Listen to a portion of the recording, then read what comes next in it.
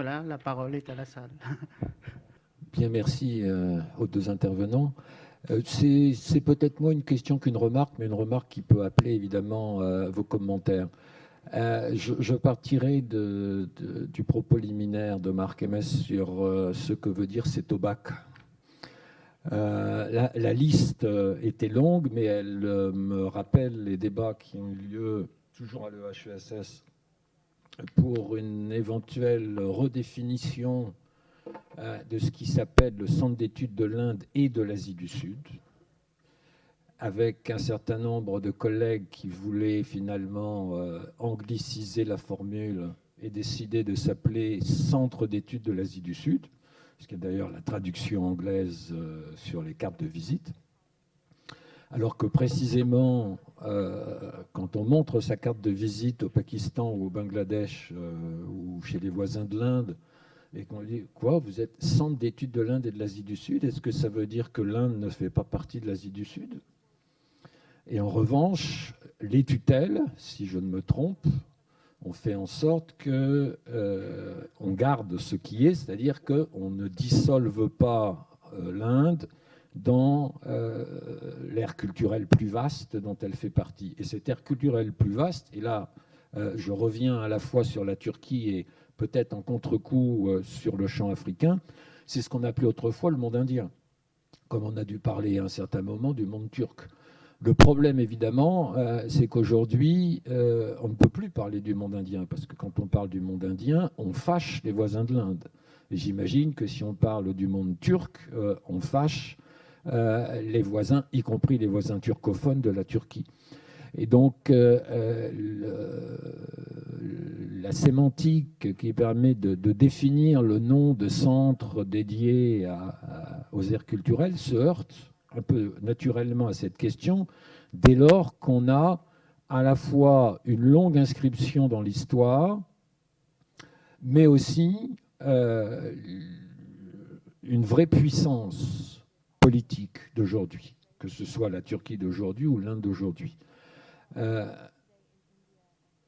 Comment se positionne cette remarque par rapport au champ africain? C'est-à-dire, est-ce qu'on voit dans le champ africain les puissances en gestation, et donc bon, Afrique du Sud, j'imagine, Nigeria sans doute, quelles que soient les difficultés du pays. Si on essaie de faire un comparatisme, est-ce que cette question de monde turc, de monde chinois, de monde indien, quand on parle de monde africain, on ne se heurte pas à la même difficulté épistémologique. Donc voilà la remarque que je voulais faire, mais elle appelle éventuellement, bien sûr, vos commentaires.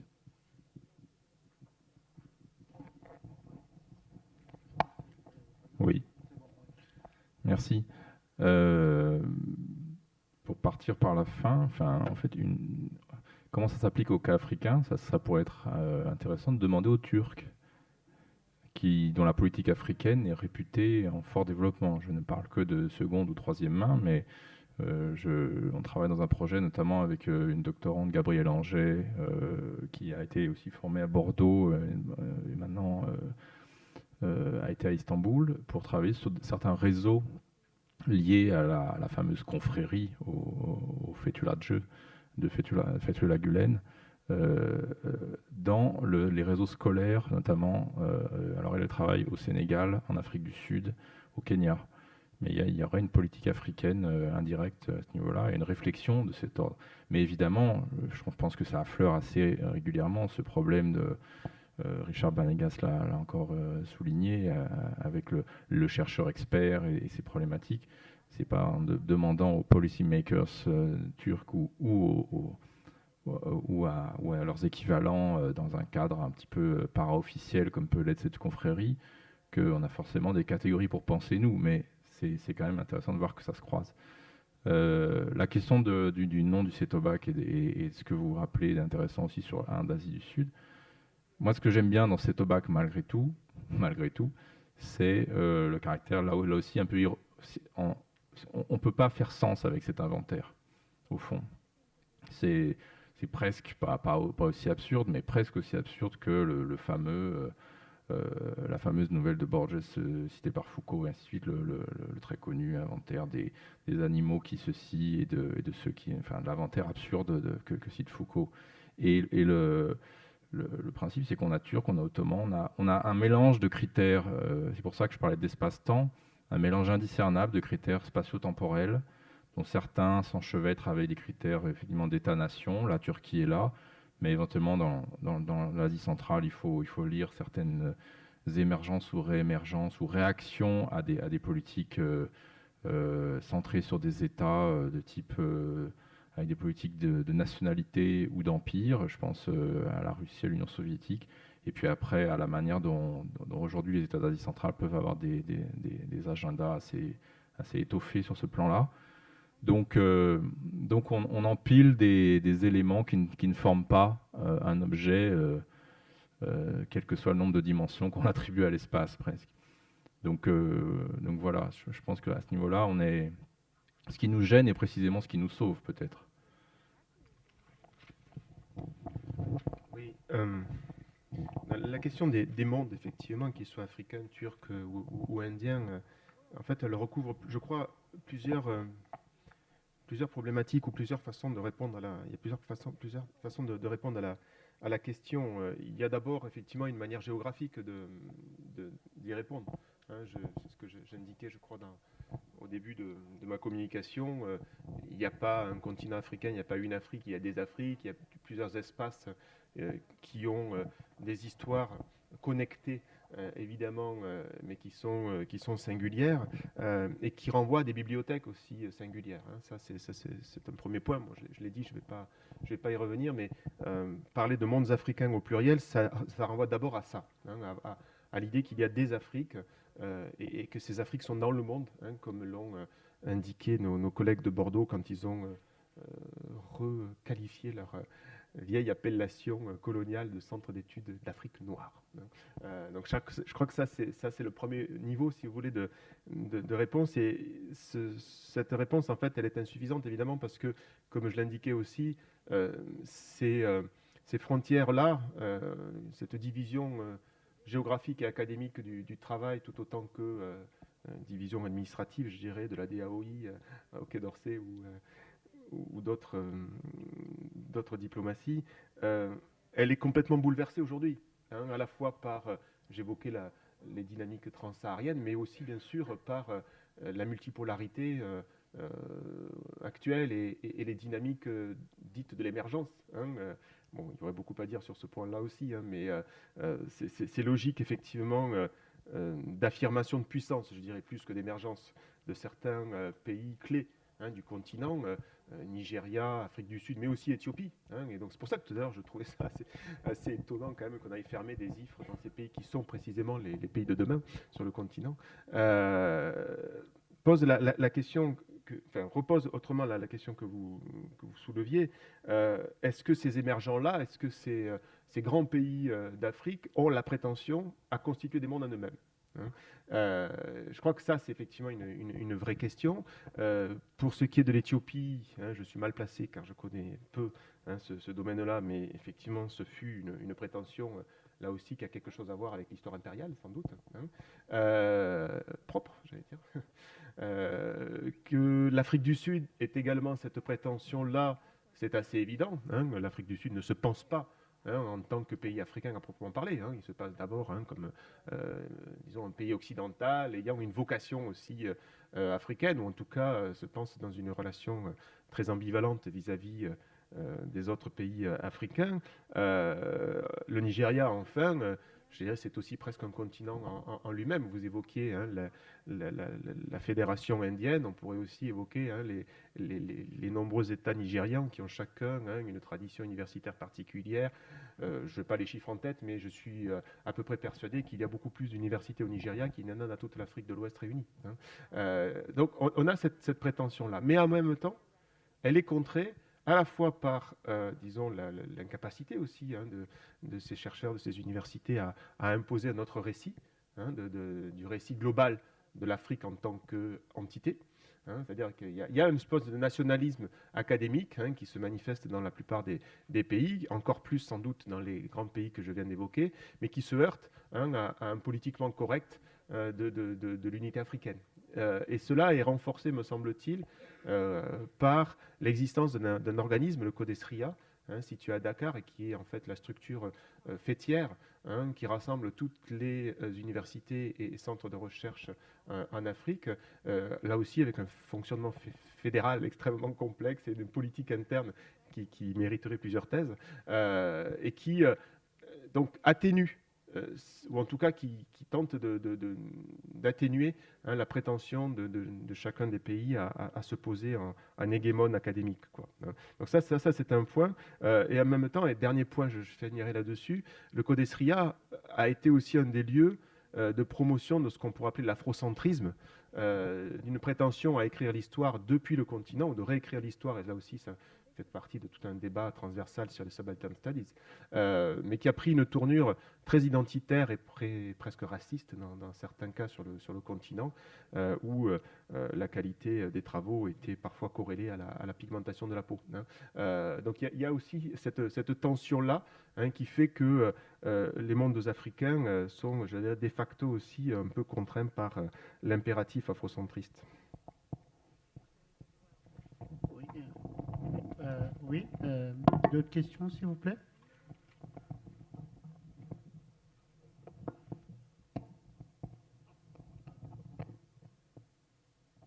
Il y a deux questions.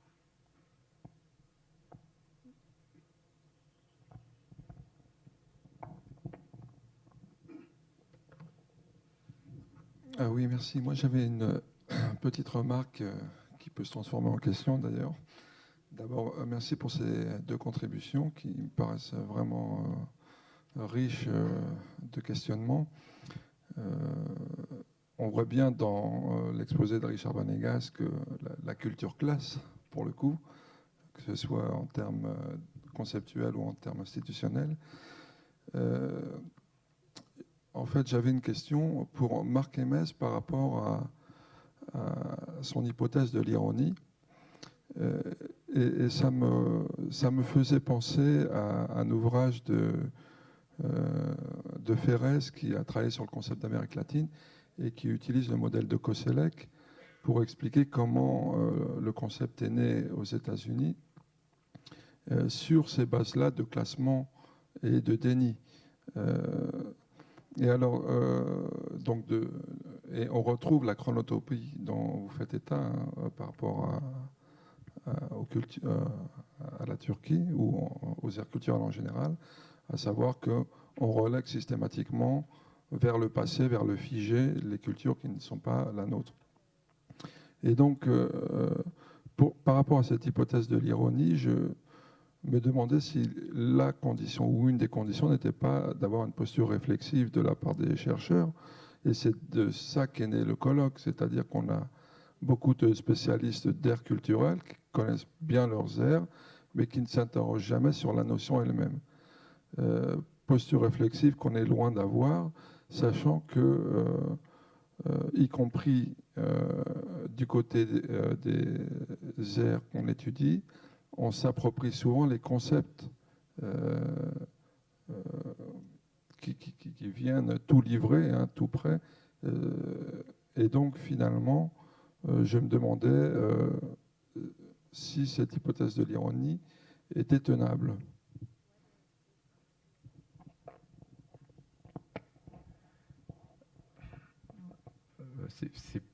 Je ne sais pas si c'est une hypothèse, mais c'est une manière de souligner que la pratique de la réflexivité, quelle qu'elle soit, c'est généralement définie en termes de critique.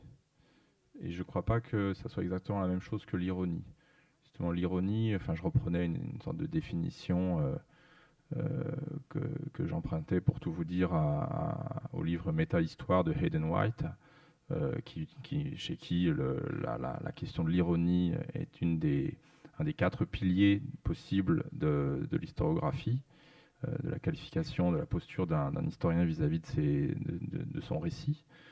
Et donc, cette idée de se distancier du sens littéral, de l'occurrence littérale, tout en laissant entendre que dans cette distanciation se trouve un problème, est quelque chose que le mot critique peut signifier, mais pas forcément, ou que le mot réflexivité peut signifier, mais pas nécessairement. On peut être très sérieux dans la réflexivité, dans la critique. Si on est ironique, on l'est déjà dans une moindre mesure, je dirais. Ce qui, du coup, me fait un ticket, entre guillemets, sur l'idée de qualifier l'ironie d'hypothèse. Parce que j'y vois une espèce de réinvestissement une volonté de savoir, en quelque sorte.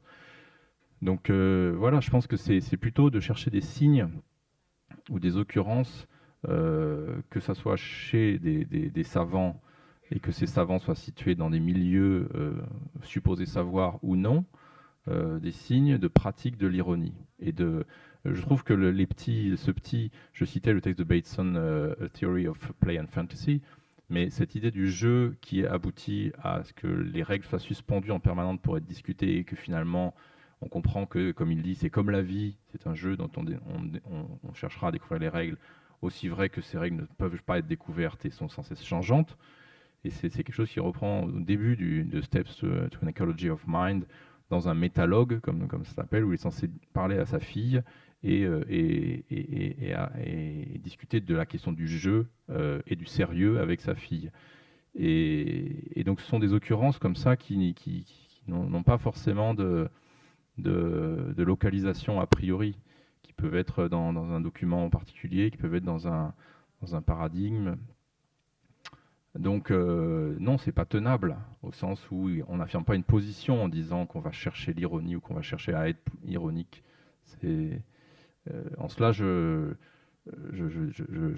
laisserai l'hypothèse de White à l'écart, c'est-à-dire qu'il n'est pas question de fonder un type de savoir sur l'ironie, là où White dit que certains historiens ont fait de l'histoire en tant qu'ironie, donc en tant qu'un certain scepticisme gouvernait leur vision du devenir humain et de la répétition des erreurs humaines.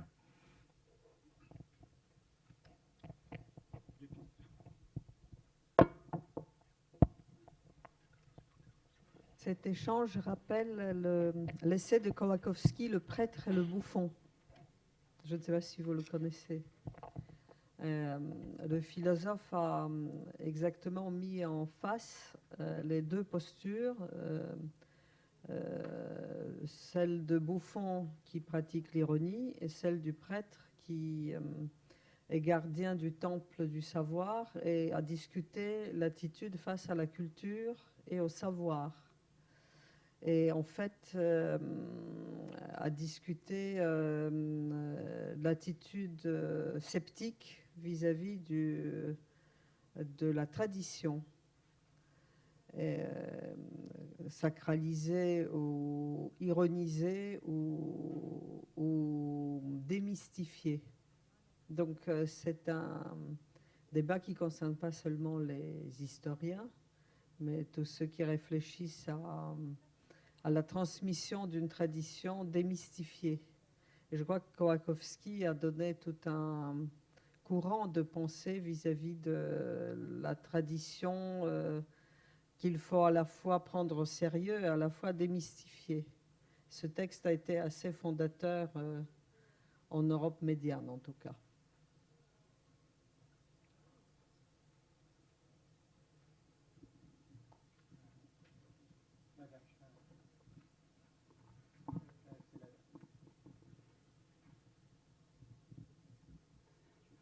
Thank you very much. I hope I Je vous understood remercie. right. J'espère que j'ai bien compris, mais you j'ai une question à vous about poser à tous les deux.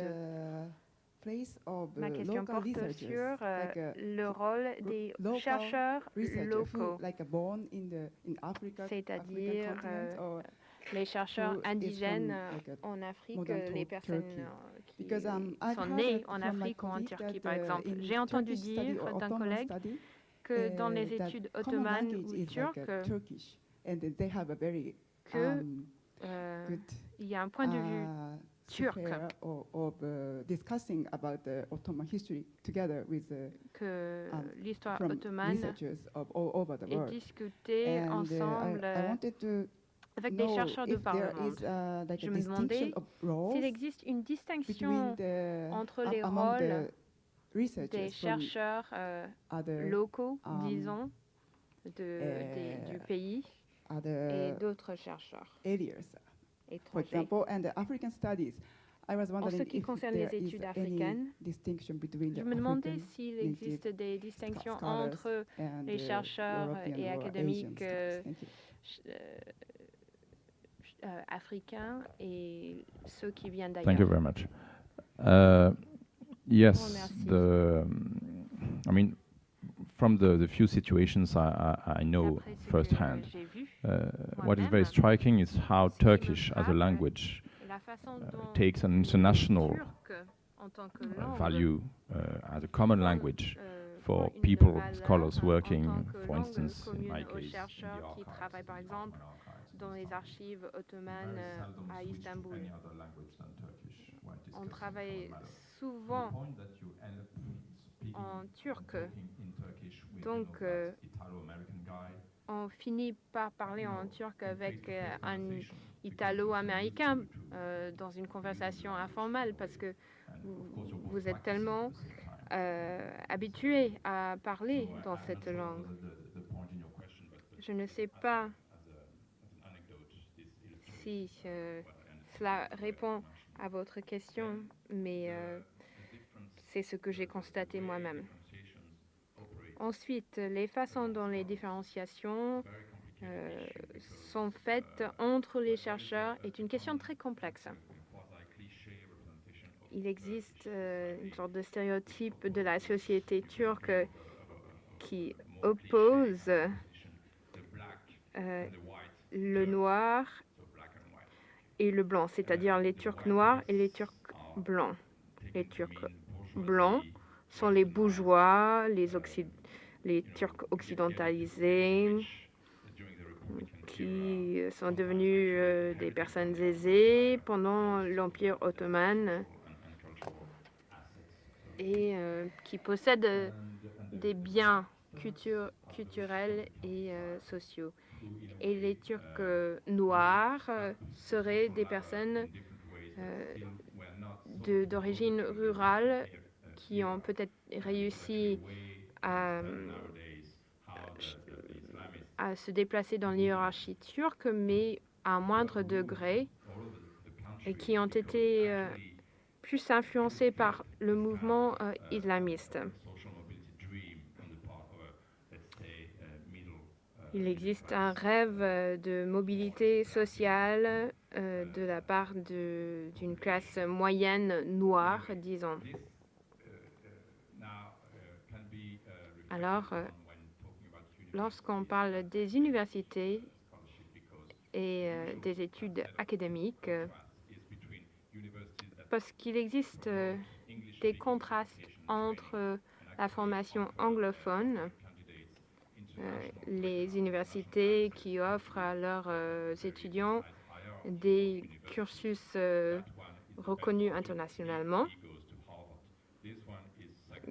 c'est-à-dire voici notre meilleur étudiant qui fait ses études à Harvard et un autre étudiant qui est presque aussi fort qui fait ses études à Yale. Il existe cette classification de candidats doctoraux plutôt, et cela peut être mis en opposition avec toutes les universités de province, disons, qui se trouvent en dehors d'Istanbul et d'Ankara, qui offrent des formations en langue turque. Mais ça change rapidement. Il existe maintenant des programmes d'Erasmus, des programmes d'échange, et au Japon aussi, j'en suis sûre. Et les universités qui peuvent être considérées comme provinciales sont désormais considérées comme internationales grâce à ces programmes d'échange. Alors, il existe cette comparaison entre les différentes universités, cette dichotomie.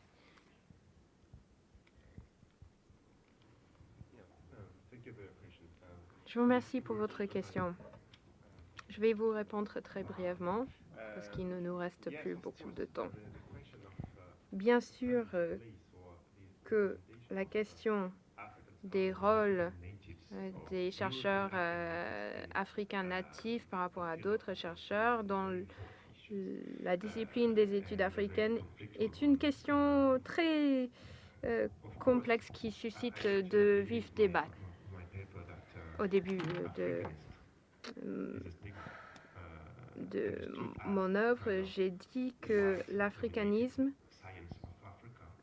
et les études africaines sont considérées comme étant une science menée par des Blancs. Alors l'histoire est très complexe. Et l'histoire continue et continue à susciter ces vifs débats. C'est un grand problème dans les pays où il existe de bons postes pour des Africains. Par exemple, mon collègue Mamadou Diouf est à la tête de la faculté d'études africaines à l'Université de Columbie à New York. Et cela n'existe pas, ce même phénomène en France. La place des chercheurs africains à l'étranger, aux publications internationales, cela a un impact sur le débat aussi. Je tiens à mentionner autre chose aussi. Cette situation est souvent décrite et développée dans une logique épistémologique, c'est-à-dire l'argument afrocentrique qui veut que vous soyez africain pour comprendre l'Afrique. Mais ce n'est pas spécifique à l'Afrique, ces questions. Je vais enchaîner sur ce point de vue que tu viens de formuler. Alors, moi, durant mes recherches et mes études en France, je remarquais quelques différences, je pense. Je pose une question très globale au niveau peut-être de l'école des hautes études, des centres de recherche, et je reviens sur les centres des chercheurs africains, et peut-être indiens aussi. Est-ce que tu as remarqué qu'il y a des différences entre la réception de ce qu'on appelle des intellectuels nomades, selon l'ouvrage de Assayag et de Véronique Beynet, qui parlait des intellectuels indiens. Donc, notamment, bon, je prends un cas on avait vu en conférence, Sanjay Subrahmanyam, qui est à Los Angeles et qui est nommé depuis 2013 au Collège de France. Hein, et je pense qu'il y a d'autres échanges, et Jean-Luc Racine pourra nous informer. Est-ce qu'il y a une différence entre les intellectuels africains et les intellectuels indiens? Je prends ces deux exemples. Je n'ai pas parlé des Chinois ou d'autres, ou des Turcs, etc., dans l'université française. Et ça, c'est une question, je pense, majeure dans le traitement de ces questions des aires culturelles dans les années à venir. Oui, je crois que c'est effectivement une grande question, une bonne question, surtout dans un pays où effectivement ces enjeux, au-delà du monde académique, sont des enjeux sociaux majeurs. Hein. On parle de diversité pour évidemment euphémiser tout un tas de luttes sociales qui sont à l'œuvre dans notre pays et qui traversent bien évidemment aussi le monde académique. Alors, pour répondre plus précisément à la question, je crois qu'on a quelques stars, je dirais, africaines qui, en général, circulent dans nos universités. Je pense évidemment à mon ami Achille Mbembe ou Mamadou Diouf dont je viens de parler, ou Souleymane Bachir Diagne qui est par exemple dans Télérama cette semaine. Enfin, vous voyez, ce sont des lieux comme ça où on voit circuler effectivement des grands intellectuels qui ont quelque chose à dire non seulement sur le continent mais sur le monde de façon plus générale, ou la société française. Et je crois que ça a aussi à voir évidemment avec tout le débat postcolonial dans lequel certains de ces intellectuels se sont positionné. Justement, Achille Mbembe, l'an dernier, avait publié son bouquin justement sur ce sujet-là, et ça a fait grand bruit, même y compris en une du Monde. Mais au-delà de ça, effectivement, il y a peu, je viens de le dire, malheureusement, d'Africains qui tiennent des positions académiques influentes dans notre système, et c'est effectivement un immense contraste avec le dynamisme que j'évoquais tout à l'heure pour les études africaines. Oui. Mais moi, je suis un peu surpris qu'il y ait des retards de réflexion sur ce domaine très important. Merci de votre attention et merci à AMS et à Banegas.